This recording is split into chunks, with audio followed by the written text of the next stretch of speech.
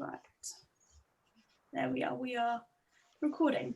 So, welcome to an introduction to a church near you. I think a couple of you have met me before, but I'm basically, as a recap, Amber, and I have worked with the national team to create some videos around Thy Kingdom Come, and I've done freelance work for Europe for around 2 years now, and we also did some social media training sessions this time last year. But as of the summer, I've been working a little bit more permanently with Europe, and I've been doing some of the designs that you have seen, maybe Anglican Communion, the magazine, or and also doing some of their social media or guiding their social media. So that's a little bit about me. Now today, I'm just going to mute you all, if you don't mind. So, can you all still hear me? Yeah, great. Okay, so where was I? Just a brief introduction as to what a church near you is. This is basically what today is going to be about. So today we're going to be talking about personalizing your homepage, adding events or services to your church near you, how to use tags and the importance of them and why they will make your church more visible to people and or the general public and to the national team.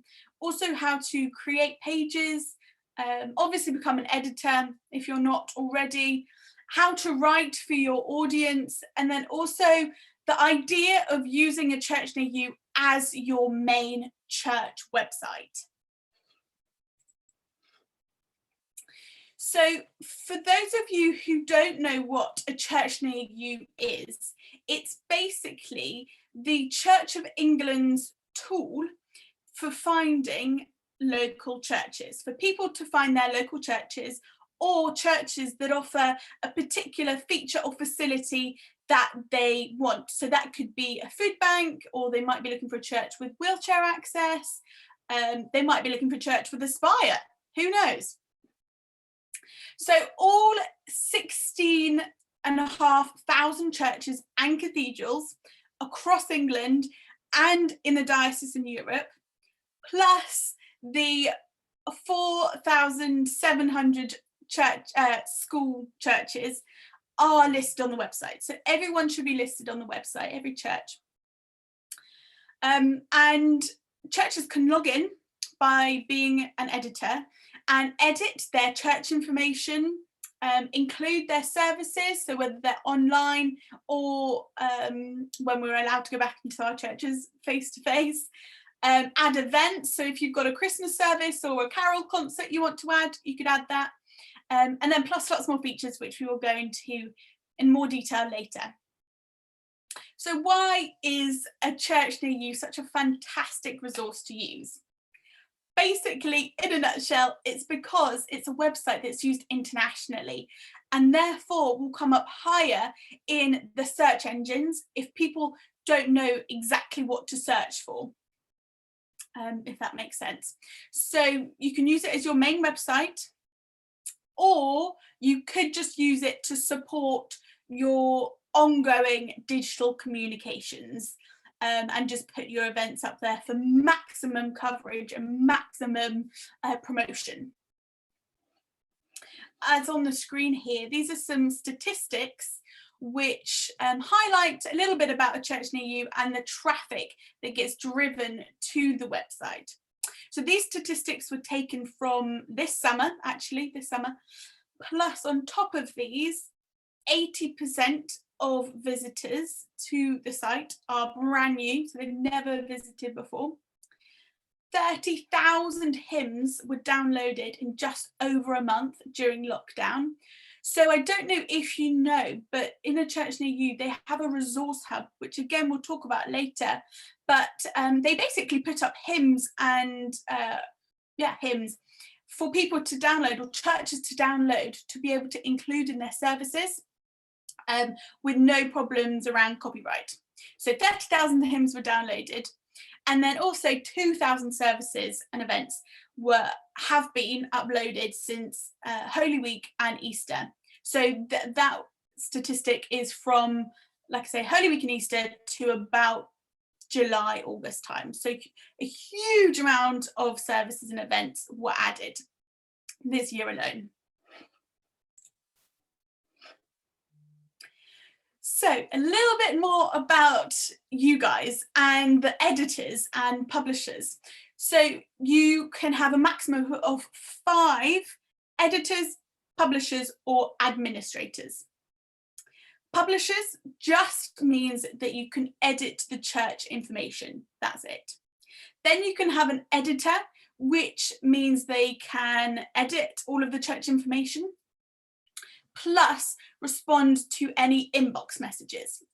Now, keeping track of your inbox and somebody monitoring it regularly is really important, just so people know that you're listening, that you're there, that you're active. You're an active chaplaincy. So you can, that's an editor. And then an administrator can do all of the above, plus has the ability to remove or approve or not approve the publishers and editors. And typically this is only the chaplain who has this access or who is allowed this access. So James, I believe that would be yourself.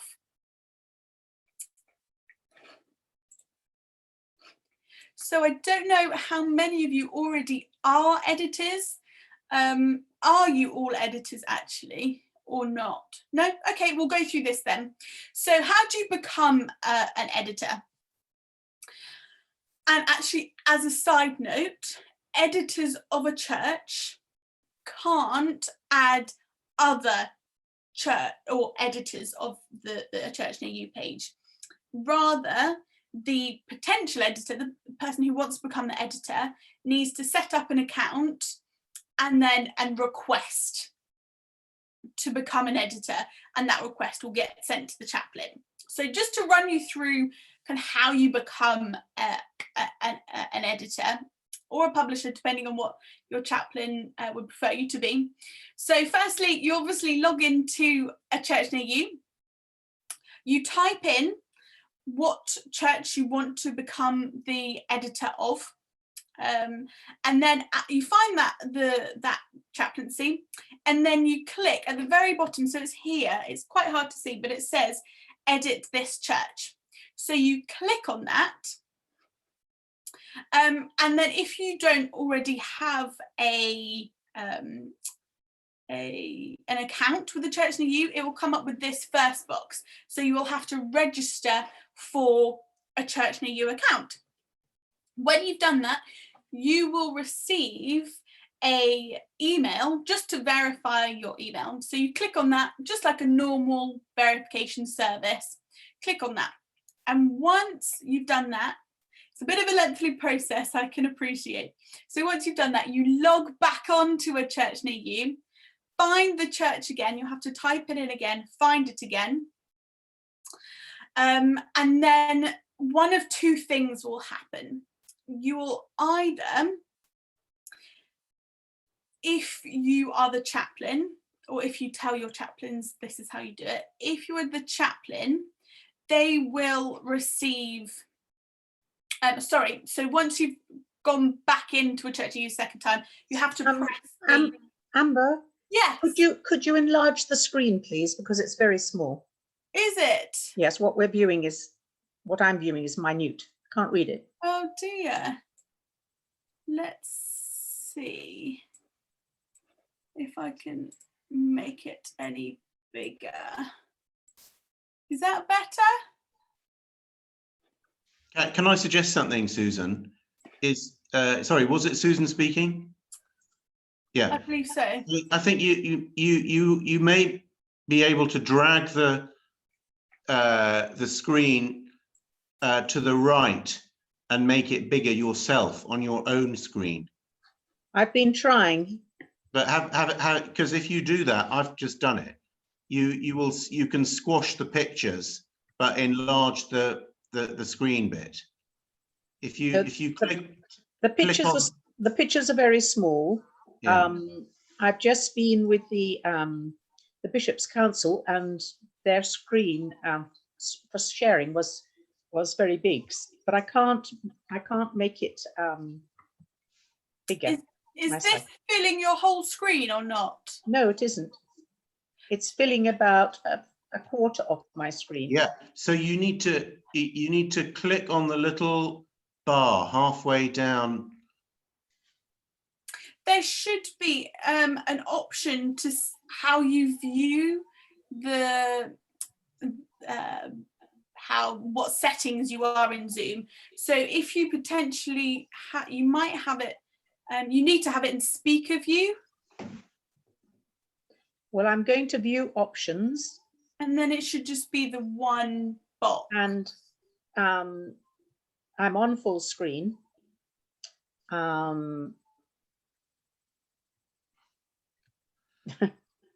Are you on a laptop? No, I'm on a computer. Okay. It worked very well last night. So if your screen is more or less divided with Amber's screen on the left, but quite small, yeah? yes, And then the faces on the right, bit occupying more. they're So- very small. I've only so- got 5 faces, and they're very. But if they're you can small. put your cursor on the line between the two, the faces on the right and the Amber screen on the left, then you should be able to drag. I have dragged it. It's not being larger. Okay. Would you be okay with carrying on, and then I can send you the presentation afterwards? Do you think? Yes, that- all right. Yes, all right. Okay, brilliant. Okay. And also on that note, I will send out some post-training notes as well. Did you see what Andrew wrote? He can't read the text either on full screen. The Yeah. resolution is too low, he says. It's fuzzy, yeah. Is it? Oh dear. Because when I've been on the safeguarding and you're the host, you get the whole screen. The synod last night, we got the whole screen. So there's something on the host's machine, I think, which isn't actually in order. Let's put it that way. Bizarre. I've got it on another computer just beside me, and it's coming up okay. So I wonder Well, what's going it's on. a little bit bigger now, but the column next to the purple box is, yes, it's the resolution, I think, basically, because the letters are big enough that you should be able to read them, and most of them you can make out with. Okay, so thank you so much for your understanding. So where were we? So you verified your email, and then have to go back to a church near you, search for the church, find, or chaplaincy, apologise, and then click at the bottom. I can appreciate you can't see it, but it says edit this church. So you click it, and so you filled it out once. The second time you fill it out, when you're logged into your newly created account, if you are the chaplain, then it will automatically come up with the fact that you've been automatically verified. And chaplains only get automatically verified because of the data or their email address matches up with the Crockford's data that the National Church of England hold on every chaplain and vicar. Yes. Oh, do you want to unmute yourself? Sorry, how about during an interregnum? I will move on to that. So, yes. Lay readers, they're also they could also be administrator, couldn't they? I think Because at they've had the their moment- safeguarding checks and everything as well. Sorry, say that again. Because they've had their safeguarding checks, I so they think could actually, in theory. they could. That is more of a query that would have to come up with the a Church Near You team who actually manage the day-to-day handling of it. But yes. Okay, so that was, if you're a chaplain, you get automatically verified. If you are just a volunteer or a church warden or whatever role you have, or would like to edit the church page, then this second box will come up and it says claim this church, and you just have to write a little message to your chaplain saying, I mean, just whatever you would like, basically, please grant me access. And then you click the button saying request access. Now this will, like I say, go to your chaplain and they will be able to approve, or hopefully not, but deny your access. So once your chaplain has granted you permission, then again, I apologize, you can't see it, but here it says my churches, and your chaplaincy that you have asked to gain access to will be there. So next time you want to go on and add a new event or add your Christmas service, you just click my churches and then your chaplaincy will appear there. So you don't have to go through the whole having to search it and whatnot.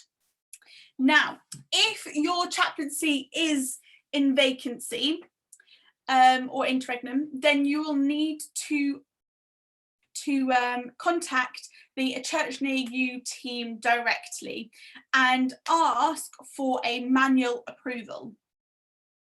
And in this manual approval, so you just need to email them, give as much information as possible so that the support team can kind of understand fully your situation and basically get you approved as quickly as possible.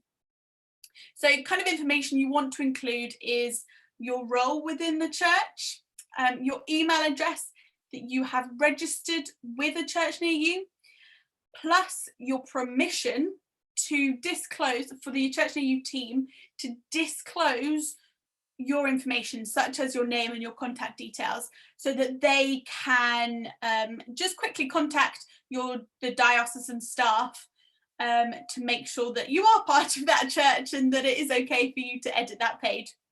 So just that permission, and then the URL of the church that you want to edit, so they know exactly which one you need permission to have.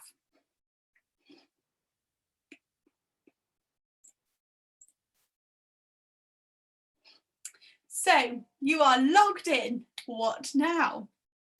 One of the first things your visitors will do when they visit your Church Near You page is read your welcome message, which is situated on your home page. So it is pretty much the first thing they see. This is your church's chance and opportunity to give visitors an insight into your church, basically, and the feel and the kind of chaplaincy you are, and basically to pique their interest, to learn more about you. Remember though, you might be talking to a non-church goer, so you want to avoid church jargon. And maybe in your welcome message again, you want to just explain very briefly what service or events you hold, or maybe what's going on throughout the week. Are you a quiet and reflective kind of chaplaincy? Or do you have a really crazy loud worship band? Or do you have lots of activities for families and children? Or you might, your building might be a tourist attraction. You might have an interesting story about why it was built or when it was built. I know that, and it's somewhere in France, something La Mer. There's a chaplaincy in the Diocese of Europe that it was built. I can't quite remember the story, but anyway, so that's an interesting fact about them. But visitors might be interested in hearing the stories about the bricks and the architecture behind your building, obviously if it is of significance. But basically make sure fundamentally that you start with the information about your church community or your chaplaincy community. It might be better to give information about your church building, if it is of significance, on a page rather than your introductory welcome message. So we'll get on to how to create a page in a little bit. But a couple of points to consider when writing your welcome message is, first of all, the length. So the length of your message shouldn't be too long. Hundreds and hundreds and hundreds of words will not be read by most people, unfortunately. As much as we want to just share everything, it's not the best to put lots of words on, particularly for those who are just visiting on their mobile phone. But then again, having too few words will make them not really want to explore further and just think that you haven't really put a lot of thought or effort into it. So the kind of golden magic number, although it might not be magic, but you should roughly aim to have your message around 50 to 100 words. And then the second point is to consider your language. I've obviously already mentioned not putting in too much church jargon, but basically keep your language really simple, accessible and friendly. Try to avoid church jargon. And also, my pet peeve is mentioning specific people from your church. So absolutely mention somebody, but keep it formal. So you have their name and then their job description, their job title, sorry. So you might have Jane Smith, who is the chaplain administrator, for example, so that people know exactly who she is, who Jane is, what she does in the church. Because if you put, oh, contact Jane and she'll be able to help you, that doesn't help people because they don't know who Jane is. I put an example on the screen of what a message might look like. I don't know if it's very clear, but what it says is, we are a warm and welcoming church community located in the central village of Wharton. Alongside our regular worship, which is centred around the Eucharist, we connect, although Eucharist, not a good word because not everyone knows what a Eucharist is, we connect with the community through weekly Tuesday morning coffee stop and Thursday lunchtime breaking bread. Come and share our life, all are welcome. So it's really engaging and really making them feel that they can reach out to you and that you are a warm and welcoming type of chaplaincy or community.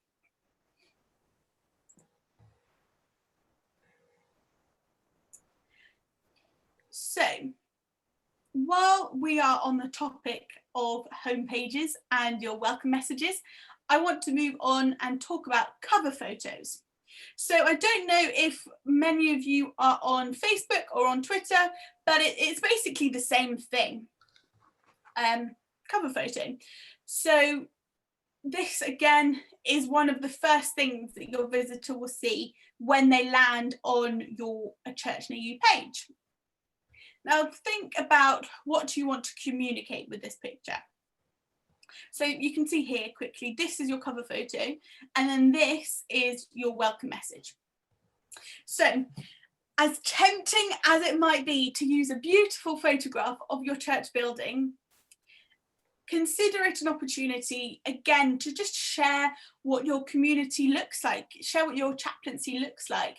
It could be an image from a busy church service or event that you held, or obviously we're coming up to Christmas, so you could consider putting on, if you have a nativity picture, or obviously with this current climate, maybe a picture of all of you on Zoom, for example. But again, just make sure you've got all the permissions, correct permissions, to be able to share that photograph. how you actually go about filling this information in is, so when you're logged in as an editor, you click on the name of your church, which is in the left-hand column of the Church Near You page. So you will see on the first kind of tab down, it will say your chaplaincy's name. You click that because there's a pencil or a pen at the side of that. So you click that and it will open a form which really clearly states, this is where you put your welcome message, this is where you put your cover photo, this is where you put your logo, and so on. And again, we'll talk a little bit more about this particular form a little bit later. So that's how you add all of this information. Also in this section, you can add up to 20 photographs. So you can have a gallery of 20 pictures. A picture really does speak 1,000 words. So show the life of your chaplaincy. Remember, though, to show the diversity of your church or chaplaincy in terms of maybe gender or race, ethnicity, different age groups, different physical abilities. Just think about all of that. And also think about the time of year. So perhaps remove the pictures of summer, for example, as we go into Christmas and winter. This really shows that, again, you are an active chaplaincy. And then when you move more towards summer, maybe consider changing your Christmas pictures or Lent pictures to a holiday club, if you have one, for example. You can also add captions to these pictures so people know exactly what they are looking at. And then also to mention that the Church Near You people that have built it, team, have only limited it to 20, so that exactly what I've just said, that you keep these images up to date. You know, a photograph these days can look really dated really quickly, unfortunately. So they've set the cap at 20 just so it encourages editors to fairly frequently change the pictures around. So does that all make sense to everyone? Does anyone have any questions at the moment? No? Okay. So. Oh, sorry. Hi, Amber. It's Vicky. Yeah, I've got a question. I haven't done the Facebook tutorial yet, but you mentioned that for photos you need the same permissions. Could you just very briefly touch on what is required for permissions for anybody who's in the photos, please? Thank you. Yes. So because obviously Europe is in, I think, about 40 different countries, it's really hard to pinpoint exactly, like in England, that, you know, this age is this age is that, and that is that. But what I can do is send out the diocesan safeguarding policy, which includes all of that information. So I'll do that. I hope that helps, Vicky. I apologise, it's not a concrete answer, but that should help you along your way. That's perfect. Thank you. As a safeguarding trainer, please, everybody who's on this course should actually take a look at the Diocese of Europe safeguarding page, because all the information you need is there. Great, thank you so much. Yeah. So some other steps to consider when setting up your Church Near You page, obviously other information, and maybe these are a couple of ideas of what pages you might want to include. So really think about the areas of your church life that people might be interested in, and then you can create a page for each of these topics. So you could create a page for safeguarding, always important, Sunday services, if you've got any midweek activities going on, any children's groups, any toddlers groups, any social projects that you might be running, or if there's anything community going on that you help with. Again, like we've said, if you've got a history of the church at all, And then also I've included a Getting Here page, and then also a facilities page. Facilities page actually already is almost an essential, or comes up already, but just to make sure that you fill that in is really, really almost the most important thing that you fill out. And I'll explain why later. But how you actually go about adding a page is, again, in the left-hand column where there's all the different pages that you have. So you'll have your chaplaincy name and then different pages available. There will be, again, I don't know if you can see it, but it will be a grayed out kind of box that says add a page. And again, that will be in that left-hand column. So you click add a page, and then that's it. You fill out the title and all the details that you want to add, etc. Inside each page, there will be a box called page order. And then it ranges from 1 to 10. 10 being the box that is shown first. So again, I don't know if you can see it very well here, but for example, this top one is services and events. So you click that, and that will be page 10 basically. So you don't click it, this just will be page 10. But then down here, there's the inbox, and that will be page 1. So 10 is the top, 1 is the bottom. To move a page, all you have to do is, again, click on the page that you want to change or to rearrange. Click on the pencil icon.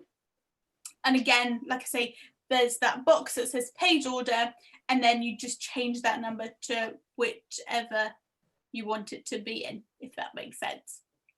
And then to delete a page, again, really simple. You click on the pencil or pen button, and then at the very bottom of the page, there will be a box or a button that says delete page. So you just delete it that way. So it's fairly straightforward, and the general website is very user-friendly. Now, I mentioned a Getting Here page. On this page, you could basically put about any transport options. For example, you want to make your visitors' visit as easy as possible, from the planning stage to the getting there and obviously being there. So, for example, on this page, you could put local transport options, what bus numbers are there, how far it is away from the station, or what's the nearest station. Or if you've got a car park, or where to park if they are driving. Some rural churches, they might only be available via footpath, for example. Tell them that. Or perhaps you have some bike racks outside for people who cycle in. So just tell them that, make it as easy and accessible as possible. Again, I mentioned the word accessibility. Remember to consider accessibility, because the national team do hear from wheelchair users that have used this information and it's been readily available, and it's actually really positively impacted their experience visiting, and they've actually attended the church because they know that there's wheelchair access. But on the flip side of that, unfortunately, there are stories, and it really hurts me to hear this, but there are stories of wheelchair users who have gone to a service or gone to a church building, but found that there is no ramp or wheelchair access. And so, like I said, that's really negatively impacted their experience because of that lack of accessibility. So just really make sure that you're clear about what your church facilities can offer. And that is why I say it's really important to fill out your facilities page and fill it with tags. And we will talk about tags in a bit.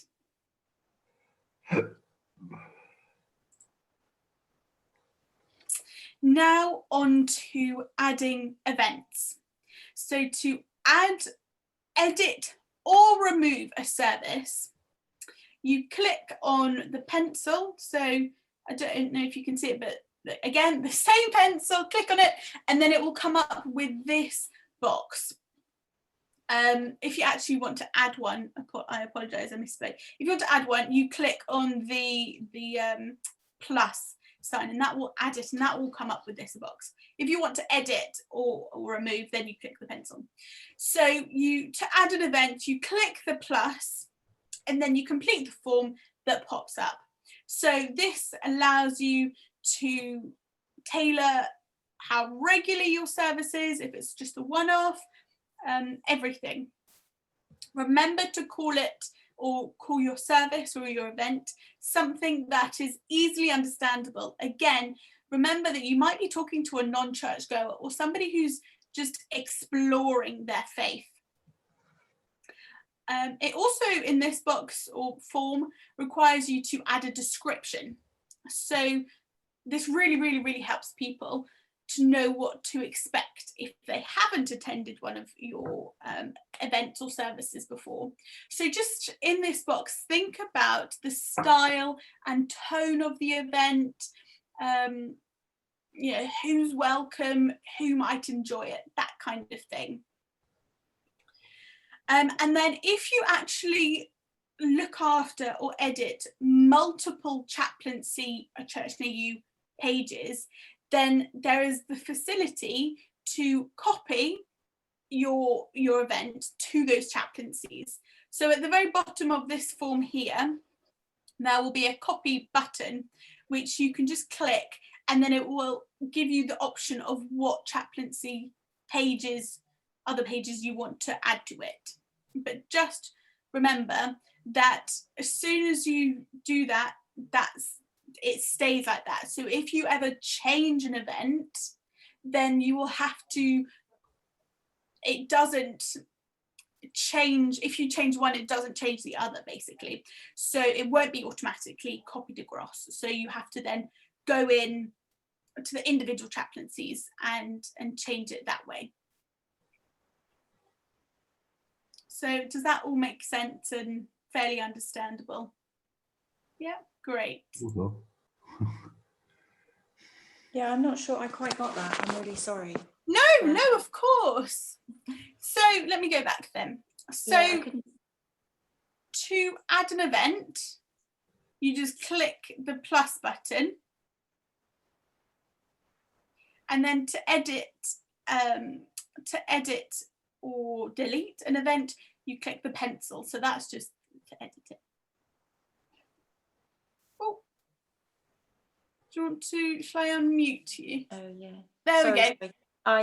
The bit I missed was about adding a different chaplaincy. I understood about adding an event. It was just that last bit that you mentioned. Yeah, About linking or adding another chaplaincy, please. of course. So at the very bottom of this, of the form where you add an event, create an event, at the very bottom, there will be a button that says copy. And so you just press that, and then it will come up with a list of the different chaplaincies that you edit. Great. Got you. Okay, thank you. Amazing. Sorry. So I mentioned tags a while ago to do with features. What are they? Tags are basically terms which are, again, very similar to social media hyperlinks, hashtags, sorry. And it basically means that a visitor to a Church Near You can actually search for a facility or a particular service or event, such as either a family-friendly service, or if they want a service that uses the Book of Common Prayer, or if they're really interested in joining a regular choir. If you add these tags, then visitors will be able to just search these kind of keywords, and churches that have obviously tagged these or used these tags will come up so that they can see. Also, it really helps well, it doesn't help, but it highlights to the national team what the chaplaincies in the Diocese of Europe are doing and using. So,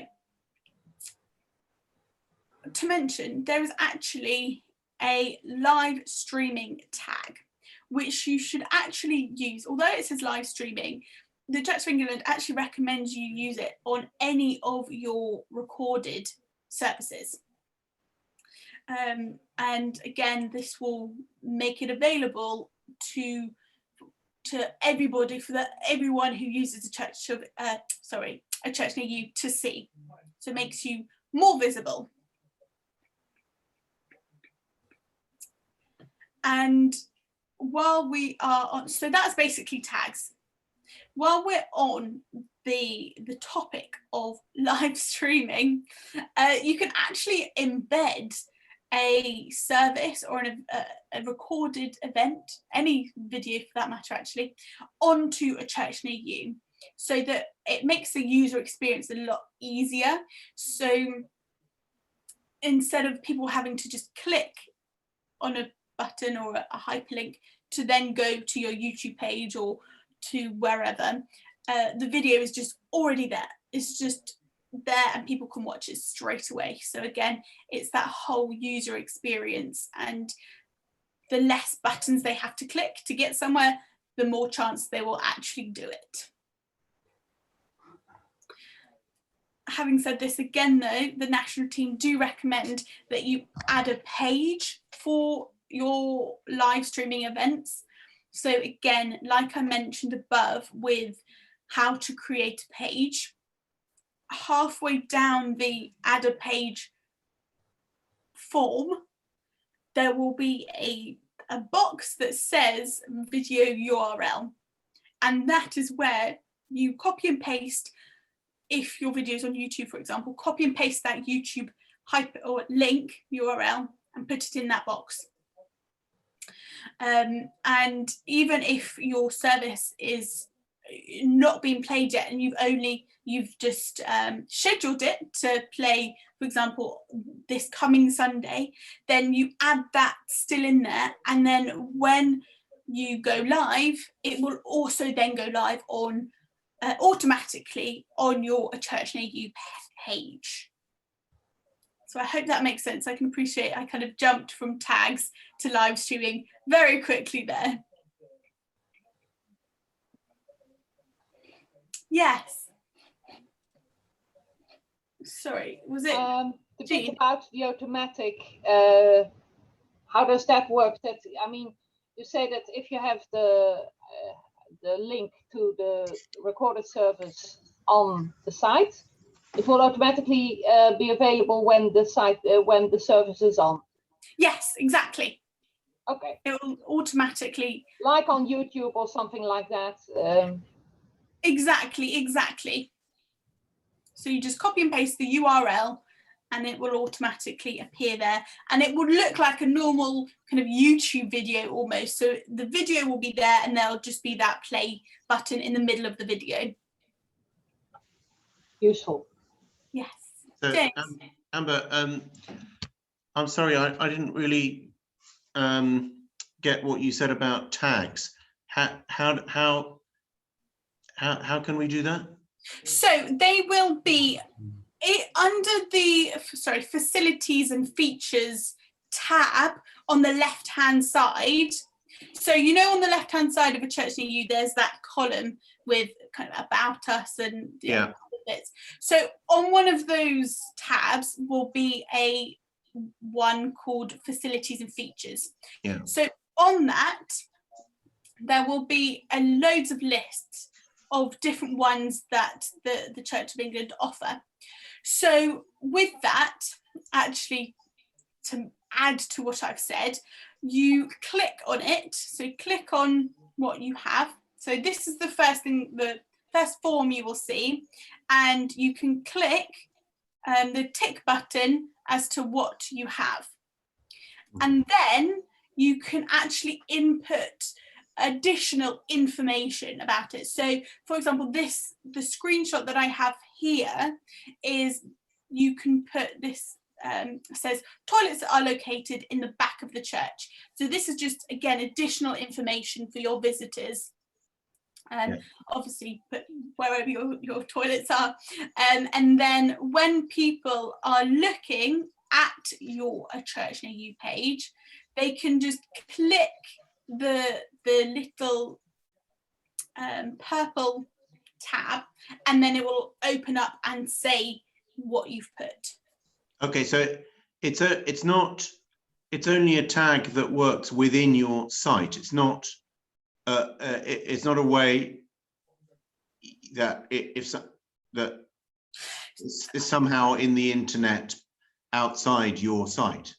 So it is in terms of, I guess, search engine optimization and using hashtags for kind of the Google search, not so much. However, it is for the A Church Near You page as a page. So instead of people searching for a church in Lyon, they could put find my nearest church, and then they'll put the tag choir or regular choir. And then a church, that their local church that has a regular choir that has tagged regular choir as a tag will then appear. Mm-hmm. Does that make sense? So Yeah, that's so it could attract somebody to your site. absolutely. So again, that is another reason why it's good to put all your tags on, because they might be looking for a particular facility that you offer or a particular event that you have. Okay. Like I said with the Book of Common Prayer, they might just search that term rather than the church name. Yeah. Presumably, Amber, it will pick it up better if you use the tag than if you just have toilets accessible at the back of the church in your text. So the idea of using the tag is that that's a more proactive search capability, I guess. So the text is actually within the tag. Yes, yeah. So, Yeah. but what you're saying is it's not enough to just put it in the text by ticking the tab. So if you had the text somewhere on your welcome page, if you said "and we're accessible," that won't necessarily pick up. Whereas by clicking the tag, then it means that if somebody does that search from a church near you, which ones within 10 miles of where I'm going to be are accessible, it will bring it in. But if you don't tick the tag, it probably won't. Exactly. Yeah, thank you. Exactly that. So that's, it will highlight, it will bring you on more searches basically. Okay, so that's tags and live streaming. Oh. Okie dokie. So what are the benefits of using A Church Near You as your main website? As I mentioned at the beginning, the website's actually used, well, obviously it's used internationally, all around Europe and in England.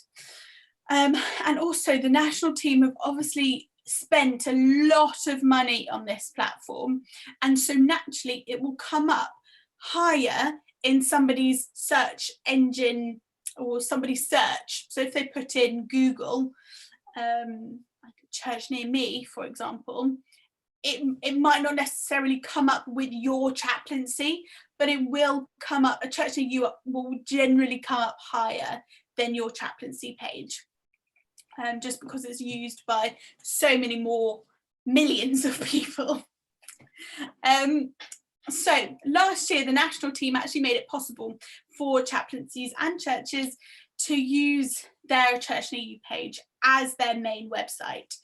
And they did this by allowing people to point their domain name to a Church Near You page. So I won't go into that detail, but there are there is a blog post written by the national team, which basically do step by step on how to do this.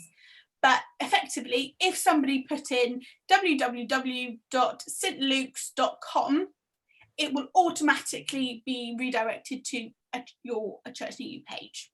So it looks like your own website, but actually it's, to us, it will be A Church Near You.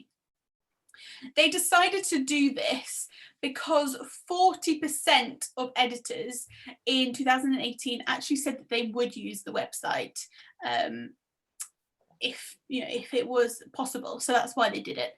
And then they actually estimated, and this blows my mind, but they estimated that churches and chaplaincies across the Church of England could save more than £1 million on website hosting fees. But Amber, we have a very, here in Izmir, we have a very basic church website. Mhm. I mean, I would consider using A Church Near You, except that although we have an account, we've had an account for 3 years, Mhm. I have never heard of anybody seeing it or messaging me through it. Interesting. Whereas they definitely do use our Izmir Anglican website. Absolutely. Then I think if you get those kind of results, and absolutely stick with what you're doing, and then maybe just use A Church Near You as another way of reaching. Yeah, I mean, it's a good signpost. It's just I'm not aware of anybody ever having tried it here. Right. But you know, I mean, I think that's partly because we're pretty much off the beaten track. There are not that many people coming who are looking for an Anglican church, to be perfectly honest. Yeah. Or at least they don't know that's what they're looking for. Yeah, fair enough. Oh yes. I've just had a quick look. It comes on this, A Church Near You comes on the second page for our church. Oh. If you Google the name, it only comes on the second page in the Google listings. Right, interesting. Just out of complete interest, is your chaplaincy quite active? Yes. In their A Church Near You? Yeah. They are. Well, no, not in the Church Near You. We're not very active, but we are on our own website. Right. Okay. Interesting. Okay. But it sounds like from what you've just said, it doesn't have to be one or the other. That actually, if you've already got your domain name and you're paying, and you don't want to pay, but you have somebody who can transfer all the content from the current domain name Mhm. onto A Church Near You, then it's a way that even if they type that name in the future, Mhm. it'll still go to the A Church Near You, and Mhm. they get similar results, Mhm. but just for free. Mhm. It's just that we have to make sure that all the links are joined up so that when somebody sends a message, actually that email comes through. So Yeah, it doesn't have to be both that are, we could transition Mhm. gradually to a church near you, and then Absolutely.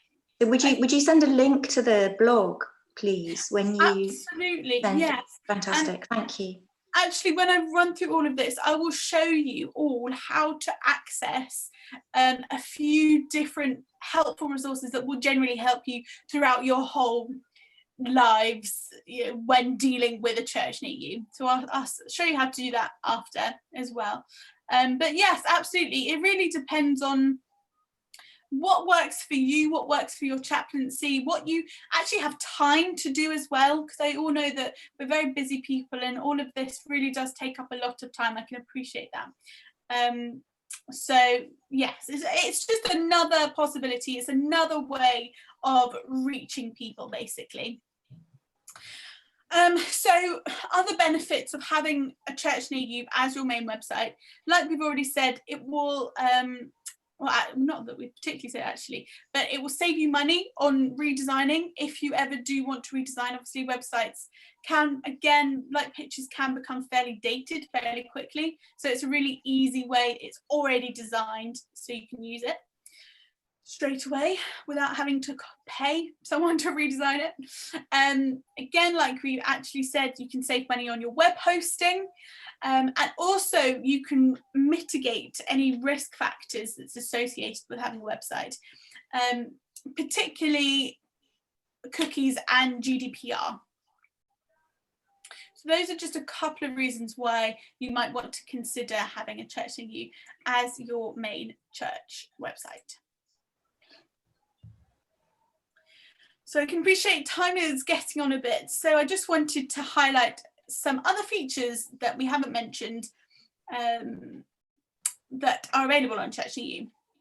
So I genuinely believe that it is better than ever. I do know of some of the issues around a church near you and to do with the diocese in Europe. I don't think I'm qualified enough to kind of help with those problems as such, but I really do believe it is great for everybody to use. Predominantly because of these new features that they've actually implemented very recently, within this year, maybe a bit after, but most of them are this year. So the first one is the Resource Hub. Now, this has been created to give churches and chaplaincies a wide range of free content for churches to use, not only on a church near you, but across your websites, if you do obviously have your church website, your social media, and any print or design that you might use or do. And the Resource Hub is being constantly updated with new content, with new stock photography that you're free to use, no problems with copyright. And also videos, customizable videos, and then also logos as well, if you don't already have a church logo. I mentioned videos. So they did this last year for Follow the Star, which was the Advent campaign last year. But basically, the most recent video that you can generate is completely customizable, and you generate it and you literally just download it so you can use it anywhere. And this particular video at the moment, the most recent one, explains the current situation and why online donations are so important right now. And to do this is really simple. You log into the Resource Hub, which I will show you at the end. You click on Create Church Videos, and then you fill out the title and the subtitles that you want. It automatically generates it, and then you download it and you have your video. So it's really straightforward, should be straightforward. Music, again, at the very beginning, I mentioned that during the first lockdown, they uploaded hymns and choral music to the website, the Resource Hub, every Thursday for churches to download and use in their church services. So they are continually doing that, every Thursday. New songs are uploaded, which I think is really helpful, especially around copyright. And also pictures, royalty-free pictures. Sorry, did you have a question? Was it Vicky? Yeah, please. Yeah. Sorry, my bandwidth is really low, so that's why I stopped the video when I haven't. But I thought it was a bit rude to not put the video on when I've got a question. Thank you so much. So with the songs, do we need a streaming license to cover us for that? So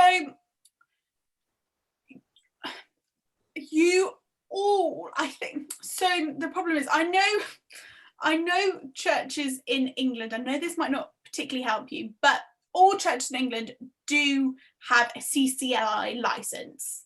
Is that the same for churches in Europe? No, but we have got a CCLI. Perfect. We've got two licenses, but we haven't got the streaming one. I can't exactly the title of what is covered. So if we were to be using YouTube or Facebook Live, we would need the streaming license as well, would we, to cover us for those? If I'm honest, I want to give you the best answer possible. So I am inclined to say I want to go away and just research it, because I don't want to give you incorrect information. So Yeah, I will go away and I will find that out for you. fantastic, thank you. Great. So yes, that's music. And then sorry, yes, Jean.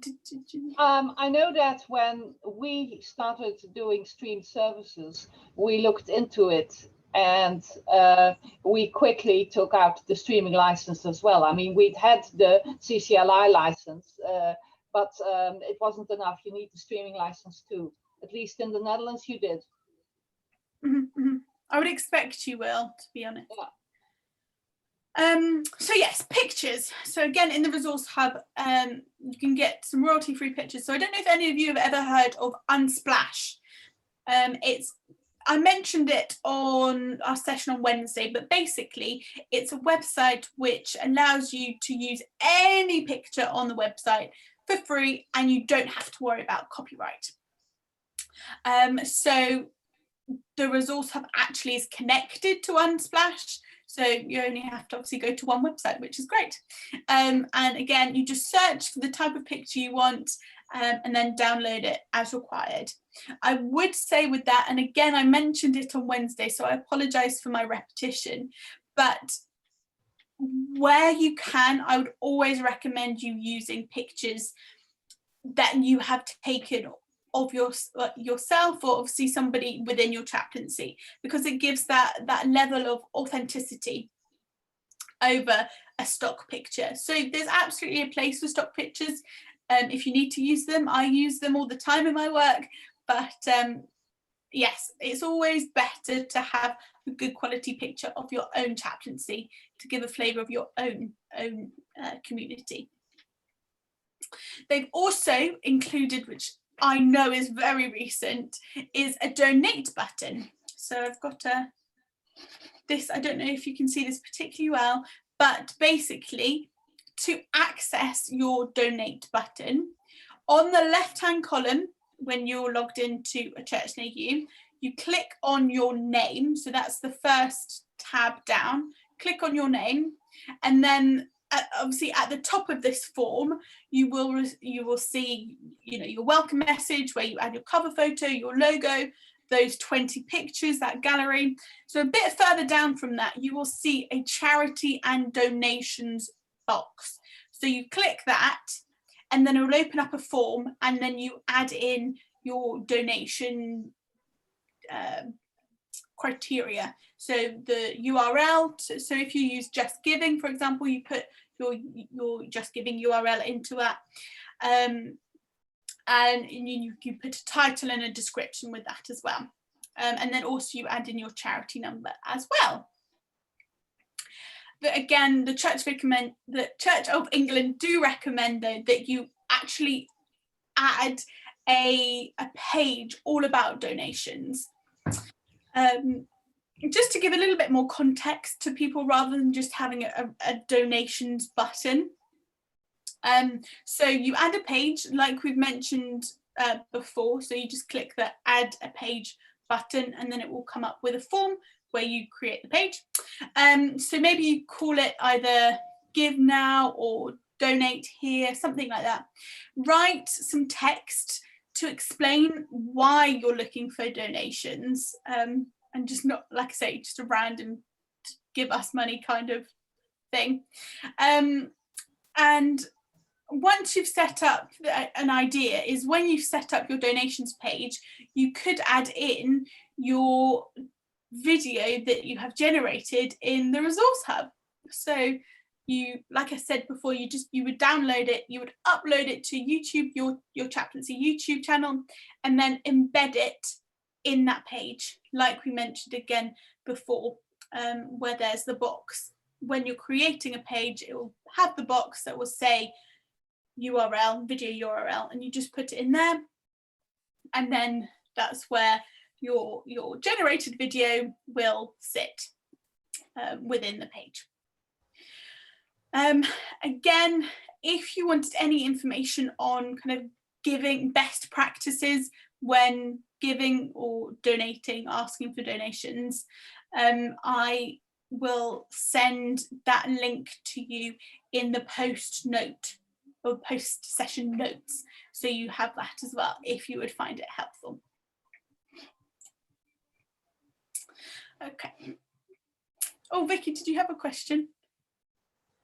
Thank you. Yeah, that link would be great. And especially if there's anything about, obviously for those of us who are not in the UK, any charity gift aided giving has to go through the Diocese of London account.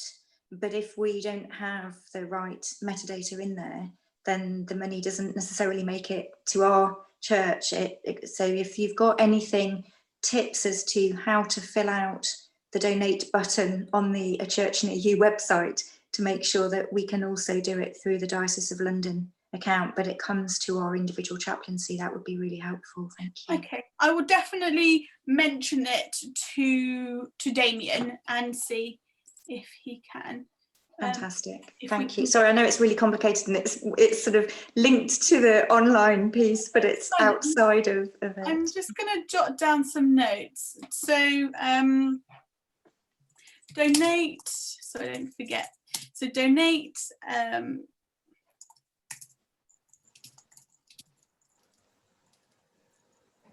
Okay. And the other one was the CCLI. Yeah, thank you.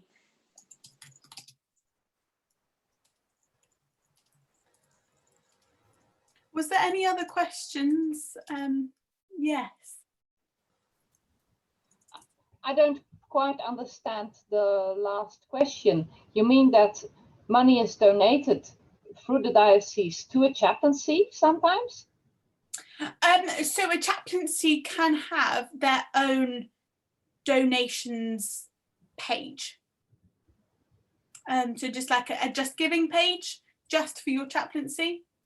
Does that make sense? What is Just Giving? Just Giving is a donations website. So if you wanted somebody to donate to your chaplaincy, you would set up a Just Giving account. So for example, the diocese has their own Just Giving account, and whenever anybody would like to donate money to the Diocese of Europe as the diocese, then they can do so through Just Giving. So you could have your own chaplaincy Just Giving page. And again, I've got a website which is from the National Church of England, which has a list of recommended donations pages that you could use. So it might not be Just Giving. There's a couple of other ones that you could use as well. That makes sense. The point I was trying to make also, though, is that for UK taxpayers, because we as churches are, or the Diocese of Europe or the Church of England is a charitable foundation. If UK taxpayers give a donation to I think any of us, but certainly our church here in Naples, but I think it's any Anglican churches, if they give through the Diocese of London account and they're taxpayers, then they can get gift aid funding, which is 25% extra, is paid by the British government as part of a tax scheme. The tax is recovered for charitable giving. Right. But it doesn't work if they give directly to our Italian bank account. It has to go through the Diocese of London bank account, and for certain amounts they have to fill out a gift aid form, or they tick the gift aid. But it enables an extra 25% at no cost to the individual and at no cost to the church. The only disadvantage is that when the funding is transferred, there is then a commission and an exchange made, but it's generally way less. So it's a really good tax efficient way of giving. But if you do that, the Diocese of London needs to know the chaplaincy name that the donor is wanting to give the donation to. Otherwise it goes to the Diocese of London generically. And they're really good at sending out an email periodically to chaplains saying, we've been given this donation, it's this person's name, does anybody recognise that. Mhm. And trying to track it down, but the very best way is to somehow make sure that the chaplaincy name is given in a reference. So if you do it through paper Exactly. forms, Yeah. then you write your chaplaincy name on, and I was just trying to understand how to get that done through the donate button. Can I just clarify? But I think it's not the. I think you must mean the diocese in Europe, in London, not the Diocese of London. Is that right? Yes, probably it So is the Diocese of Europe I'm office beginning in to London. panic. Yes, I'm Yeah. sorry. The Diocese of Europe in London, yeah. Yes, Yeah. the London Yeah. office. The Yeah. London office. Yeah. Okay. Like I say, I will just run it past Damien, who is the director of comms, and he will be able to hopefully clarify that a bit better. So if you could maybe wait the weekend or next week at some point, I will hopefully be able to get you some information about, or more information about, the donations for chaplaincies in Europe. But now I understand where that list of names originates from, because we've had those lists come to us too, of course. Right. It's so annoying, isn't it? We all want that money. I always want to say, yes, I think Mrs. Smith is a member of our church. Absolutely. Also, a few other features is that church editors can do it on their phone. So I guess sometimes people find it easier just to work off their phones, if they're on the train or commuting or whatever the case may be. So you just log on to a church near you on your browser if you've got a smartphone, and that's just another little feature that they have added, that it's mobile compatible.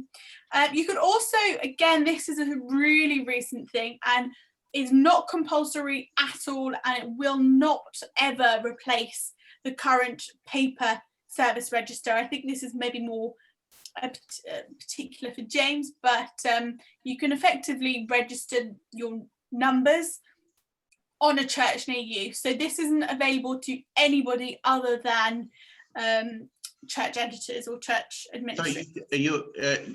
which numbers do you mean? What So numbers? your numbers of attendees to your services. Oh, you mean you can, well, I wouldn't do it, but you can replace your church register with a digital version. I wouldn't say you can replace, but you can just add to it as well. Okay, but is that, I mean, is that,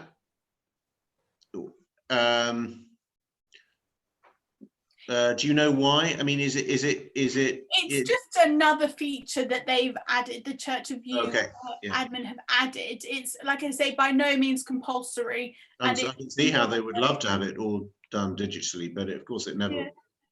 No, and I think each to their own. And I am definitely not qualified to really comment on it. Yeah.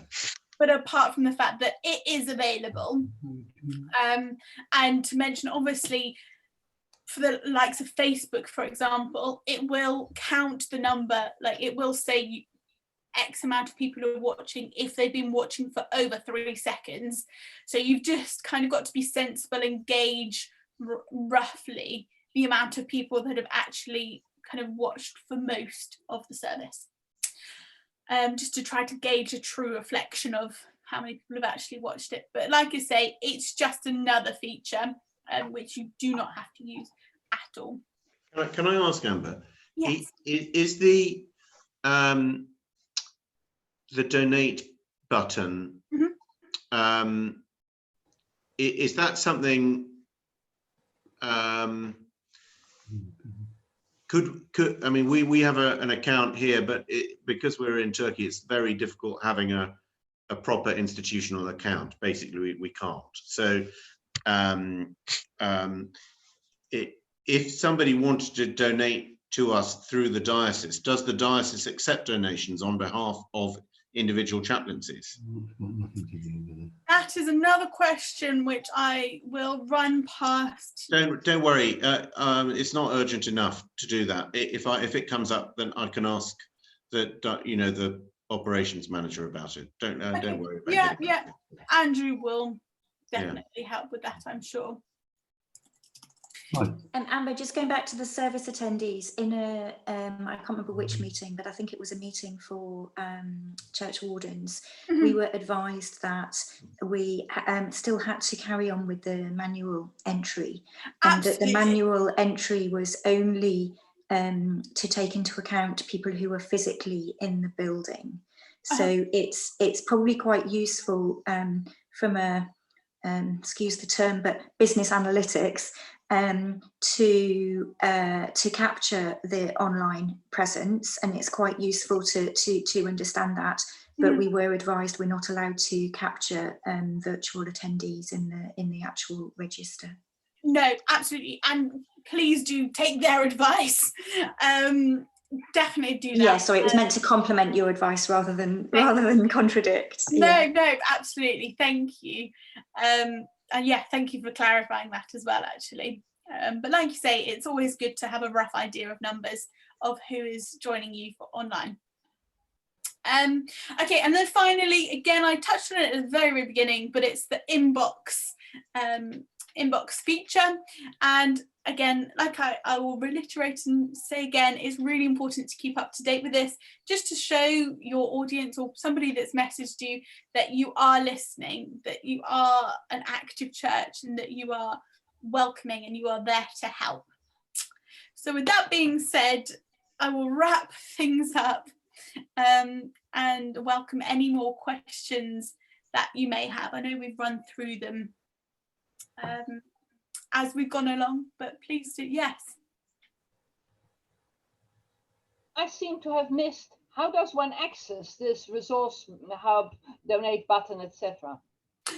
So for the donate button, it is on your, when you're logged in, it will be under, so if you click the name of your church, which is in the left-hand column, so when you click this, it will come up with a form where you add your welcome message and your logo and your cover photo. So that's where you add it. It's in the same form. You just need to scroll down a bit more and charities and donations will be there. So that's how you activate the donate button. I was going to show you as well, actually, how you access the resource hub. So if I'm just going to stop sharing my screen for a quick second. Oh, why is it not letting me?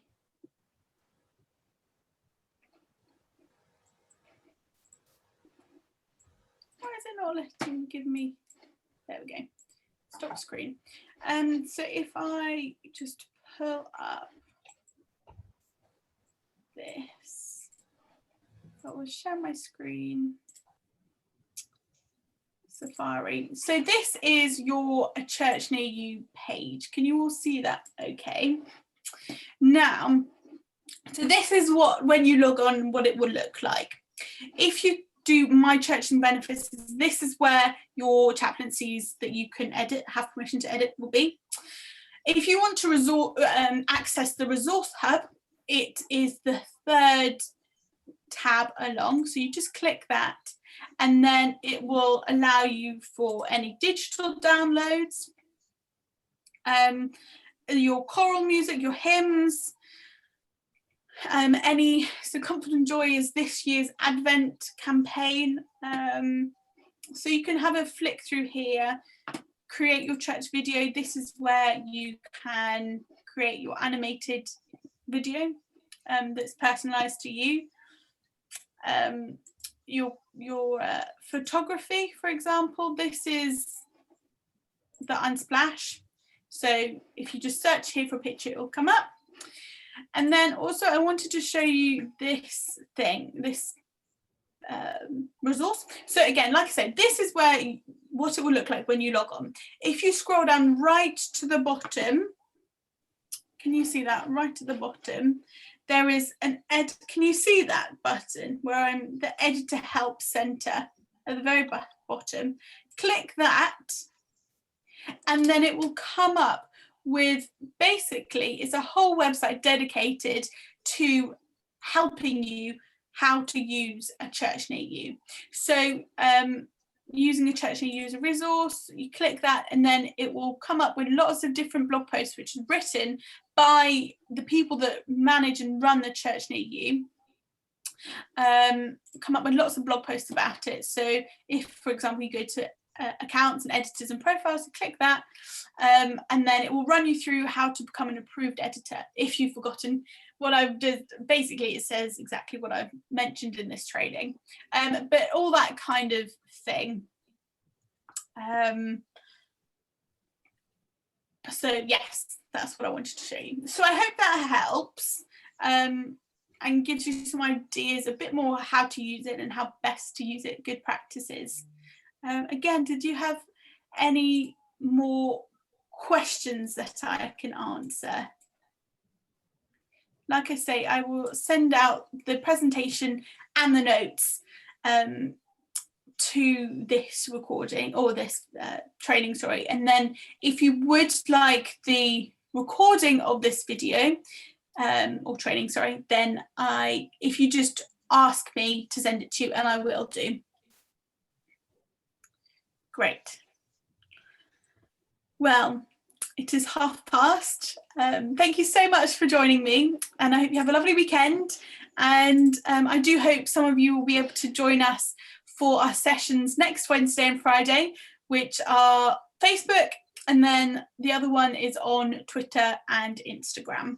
And then actually the final one on the 2nd of December, which I think will be really beneficial and actually probably arguably the most fun, is an interactive session of pulling everything that you've learnt together and how to create a comms plan and how to create a strategy about how to obviously get the most out of your time and your communication. Thanks a lot. I can't make it to the next two, but I'll look at I'll ask you to send recordings and I'll be there at the last one. Brilliant. Brilliant. Jean, did you have a question? Yes, I have a number of questions that I wrote down when I watched the recording of the first session that I missed. Would you like to stay behind? I'll finish the recording and then we can go through them. So if anybody wanted to carry on, please do. But again, please feel free to say goodbye, and we'll see you next week. So okay, bye everybody. Bye. Bye. Bye. Bye.